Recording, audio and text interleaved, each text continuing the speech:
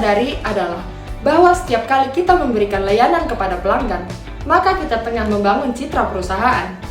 Seringkali, ketika Anda ingin membeli suatu produk, dalam benak Anda yang teringat biasanya nama perusahaan, bukan merek produk tersebut. Ketika Anda ingin membeli produk elektronik, maka yang teringat pasti produk Sony atau mungkin Samsung. Atau untuk alat rumah tangga, mungkin Electrolux. Begitu juga ketika ingin membeli bahan atau bumbu masakan, maka yang teringat mungkin Indofood atau perusahaan terkenal lainnya. Dan Anda seakan tidak peduli mereknya, karena Anda merasa yakin asal produk tersebut dikeluarkan oleh perusahaan tertentu. Anda merasa yakin pasti produk tersebut sesuai dengan harapan Anda atau tidak akan pernah mengecewakan Anda. Oleh karena itu, tidaklah heran kalau ada sebuah iklan di televisi seperti It's Sony. Iklan tersebut menegaskan kembali bahwa apapun yang dikeluarkan oleh Sony merupakan jaminan produk tersebut berkualitas. Pertanyaannya, kenapa bisa terjadi hal seperti itu? Karena perusahaan-perusahaan tersebut telah memiliki citra yang positif di mata Anda.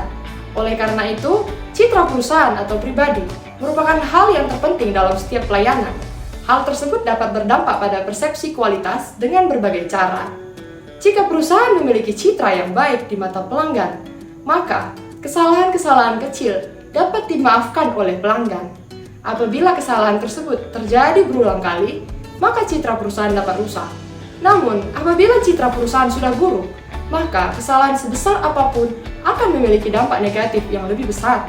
Membangun citra positif tidak dapat bersifat instan, tetapi memerlukan waktu dan upaya yang tidak mudah dan dilakukan secara konsisten. Menciptakan citra positif penting karena dorongan untuk membeli suatu produk perusahaan tertentu seringkali dipengaruhi oleh kesan positif dan negatif pelanggan terhadap perusahaan tersebut.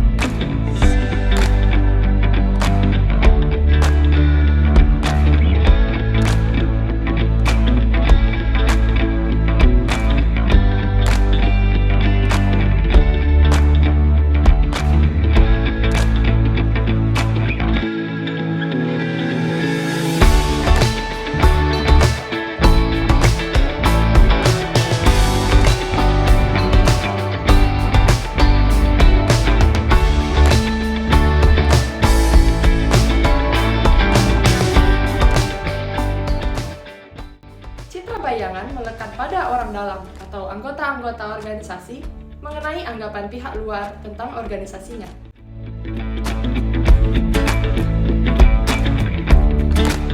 Dua, citra yang berlaku. Citra yang berlaku adalah suatu citra atau pandangan yang dianut oleh pihak-pihak luar mengenai suatu organisasi. Citra ini sepenuhnya ditentukan oleh banyak sedikitnya informasi yang dimiliki oleh mereka yang mempercayainya.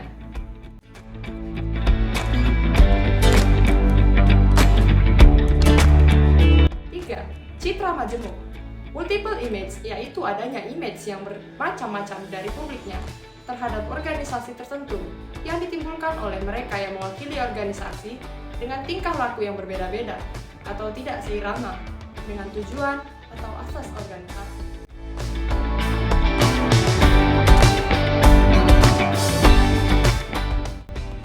Empat, citra perusahaan. Apa yang dimaksud dengan citra perusahaan adalah dari suatu organisasi secara keseluruhan, jadi bukan sekedar citra asal produk dan pelayanannya.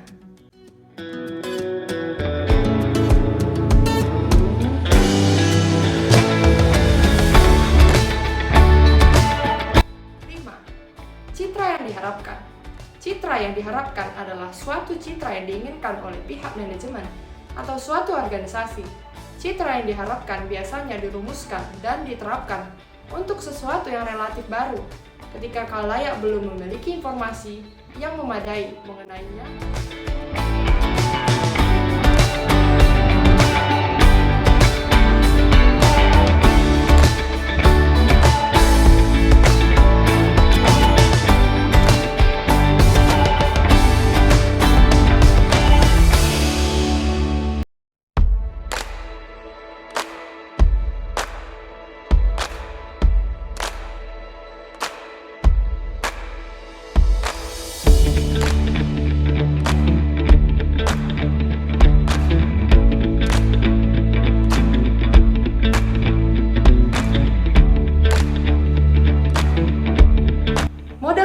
pembentukan citra menunjukkan bahwa struktur yang berasal dari luar diorganisasikan dan mempengaruhi respons.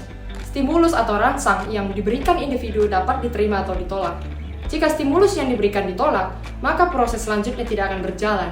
Hal ini menunjukkan bahwa stimulus tersebut tidak efektif dalam mempengaruhi individu atau publik karena tidak adanya respon atau perhatian dari sasaran yang hendak dituju. 4 komponen yakni persepsi, kognisi, motivasi, dan sikap diartikan sebagai citra individu terhadap rangsang. Oleh Walter Lippmann disebut juga sebagai picture our head. Jika stimulus mendapat perhatian, maka individu akan berusaha untuk mengerti stimulus yang diberikan. Pada dasarnya, proses pembentukan citra adalah respon dari stimulus yang diberikan. Akan tetapi proses tersebut akan berbeda hasilnya, karena dipengaruhi oleh persepsi, kognisi, motivasi, dan sikap yang berbeda pula.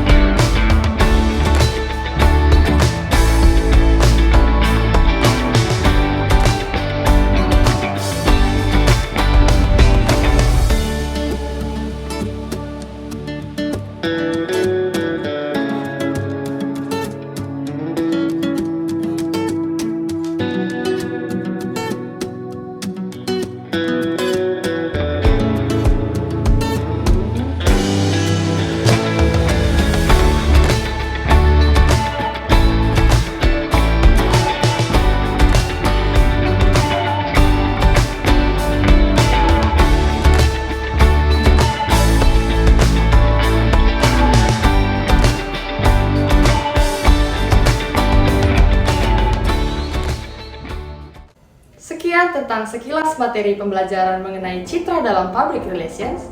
Semoga bermanfaat bagi kita semua. Terima kasih.